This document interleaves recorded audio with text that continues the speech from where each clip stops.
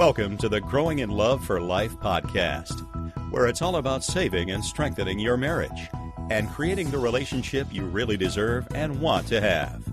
And now, from growinginloveforlife.com, relationship and marriage coach and best-selling author, your host, Liam Naden.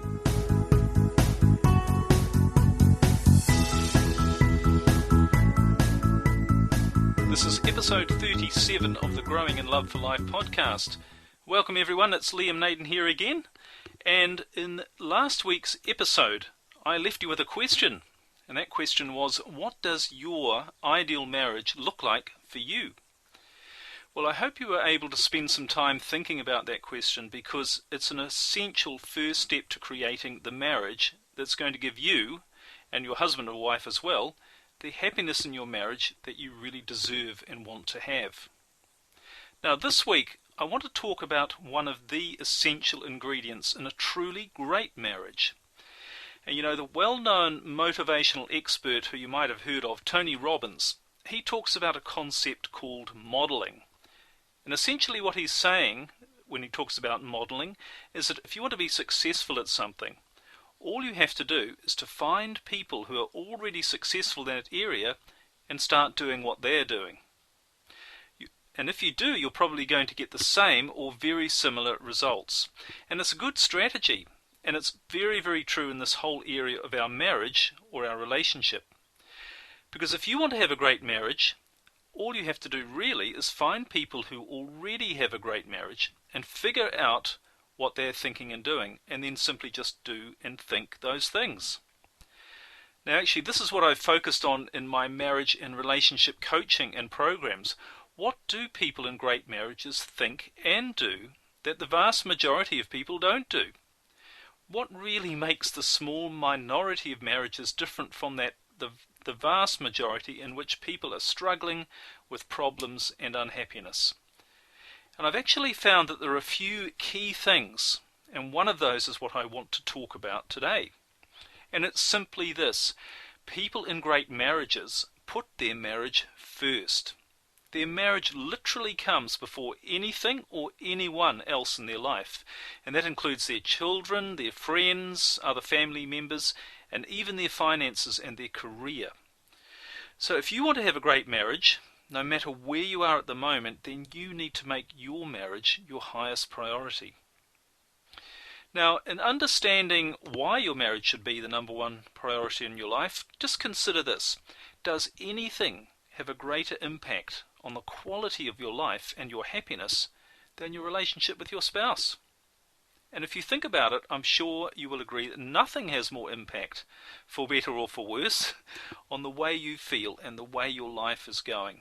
And you can have everything else. You can have fame, friends, and fortune, but all of these things are going to have a hollow ring if you don't imbue them with the love that comes from sharing your life with someone else on a deep level. And of course, on the other hand, you can have very little of anything, but if you're sharing the adventure, as it were, with a truly loving partner, then even the bad times lose something of their sting. It really is true that love makes the world go round. So let me ask you again, is your marriage the number one priority in your life? And is your relationship with your spouse more sacred to you than anything or anyone else? Does your spouse feel the same way? And furthermore, does your spouse and the rest of the world know that? If you want to improve your marriage, and I'm sure that's why you're listening, then start by seeing how you can make your marriage your highest priority. Now, that doesn't mean you don't do anything else or you don't be with anyone else for the rest of your life, but it does mean that your marriage becomes the reference point for the decisions that you make in your life. And if you're still wondering whether or not your marriage should be your number one priority, think of it this way. What are you really striving to achieve in your life? What is it that you want? Well, no matter what it is, in essence, what it really comes down to is just a couple of things. Happiness and security, right? With your spouse, right? I mean, that's what every married person is not only looking for, it's why we all get married in the first place. So don't lose sight of why you're doing what you're doing in your life. You'll try to create the best life possible for yourself and the one you love most, your spouse or partner. And that's a good thing. I'm sure you would agree with all of this.